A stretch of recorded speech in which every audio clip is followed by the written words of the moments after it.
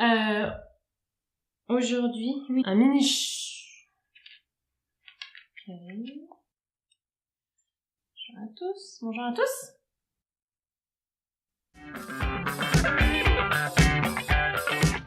Bonjour et bienvenue dans cette nouvelle vidéo. Aujourd'hui, je voulais parler de quoi faire une fois qu'on a acheté ces plantes et qu'on les ramène à la maison. La semaine dernière, j'ai fait un mini haul et en fait, j'ai acheté 3 plantes. Un mini lierre qui maintenant n'est plus mini, je vais vous expliquer pourquoi. Une Tradescantia pallida, je crois, bon, c'est une pourpre, et un philodendron Brésil. Donc j'avais expliqué que ça clairement c'est Instagram qui m'avait fait acheter cette plante. Enfin les réseaux sociaux quoi, parce que je la vois de partout. Et j'avais acheté un saxifrage. En fait dans mon haul j'expliquais que c'est cette plante qui m'avait attirée parce que je la connaissais pas du tout. Et puis qu'ensuite j'avais acheté 3 autres plantes. Mais voilà. Et je voulais un petit peu expliquer qu'est-ce qu'on fait quand on vient d'avoir une plante. Alors la première chose à faire, c'est déjà quand vous êtes dans un magasin, mais aussi à la maison, d'inspecter les feuilles, de voir s'il n'y a pas des insectes, des cochenilles, des araignées rouges, des acariens, parce que si vous avez des plantes déjà chez vous, ça peut contaminer toute la plante, toute la maison, et ça vient l'enfer.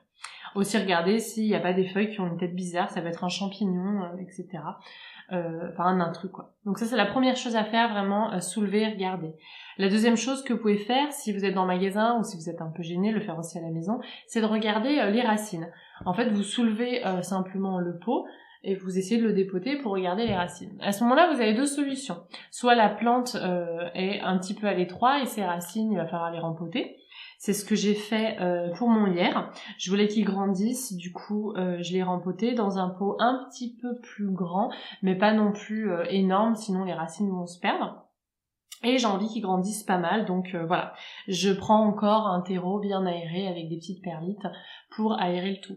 Vous remarquez que j'utilise beaucoup les pots en plastique que j'ai récupérés de mes anciennes plantes lorsque je les avais rempotées après leur achat, puisque ça me permet du coup d'arroser mes plantes bien correctement dans la baignoire, et comme il y a des trous en dessous, et bien de garder en fait la possibilité de drainage et que les racines ne stagnent pas dans l'eau lorsque le pot est bouché. Donc c'est ce que j'ai fait pour mon lierre.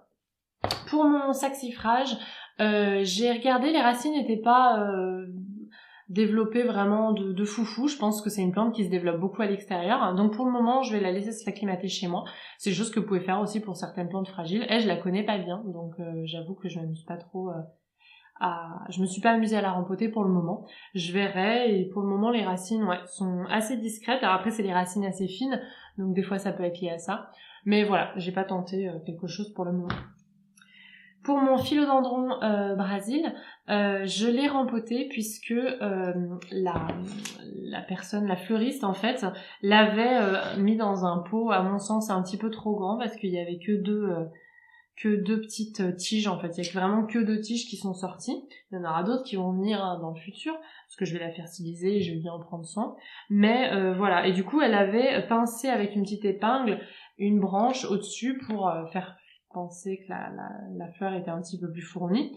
Moi j'avoue que j'achète des philodendrons qui tombent en fait pour qu'on ait un beau tombé en fait en termes de déco. Donc fournir beaucoup la base, ça m'intéressera quand les tiges seront assez longues et que je pourrai bouturer, mais pour le moment j'ai surtout envie qu'elles tombent. Comme je disais, dans le haul il est pas en super état, donc je vais quand même le surveiller. Je pense qu'il est simplement un petit peu abîmé, mais quand même le surveiller s'il n'y a pas d'autres choses qui apparaissent. Ça pourrait être un champignon ou un insecte ou un nuisible. Pour la Tradescantia, je la trouve un petit peu grande. Je pense que je vais la laisser là pour le moment pour qu'elle cascade, pour enlever les petites feuilles qui sont un petit peu sèches, pour qu'elle cascade, qu'elle commence à tomber. Il y a certaines tiges qui commencent à faire ça. Et après, je pense que je vais la diviser en 2. Mais pour le moment, je trouve que c'était un peu tôt. J'ai regardé son système racinaire, j'ai été assez surpris des racines un petit peu jaunes comme ça.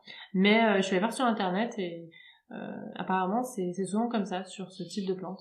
Au début je me suis dit oh là là, les racines sont pourries, elles sont pas du tout ni blanches ni vertes, et en fait je crois que c'est un petit peu comme ça. Donc pour le moment je l'ai laissé comme ça, même si son pot en plastique violet comme ça me plaît pas spécialement, mais voilà. Donc voilà ce que l'on peut faire. Après c'est simple, il suffit de trouver un cache-pot qui leur convient, que vous aimez, pour ensuite les mettre dans une bonne position. enfin dans la position idéale. Mon lierre, moi je vais le mettre dehors parce que c'est pour remplacer en fait le lierre que j'ai sur mon balcon, que je vous montre d'ailleurs dans le tour de mon balcon. Il a été endommagé l'année dernière par une chenille que j'ai pas vue tout de suite, qui s'est bien fait plaisir, qui a bien rempli son ventre sur le dos de mon lierre. Du coup, je pense que je vais le laisser dehors, et dès qu'il sera un petit peu plus fourni, un petit peu plus grand, je le mettrai dans le pot où était présent le lierre.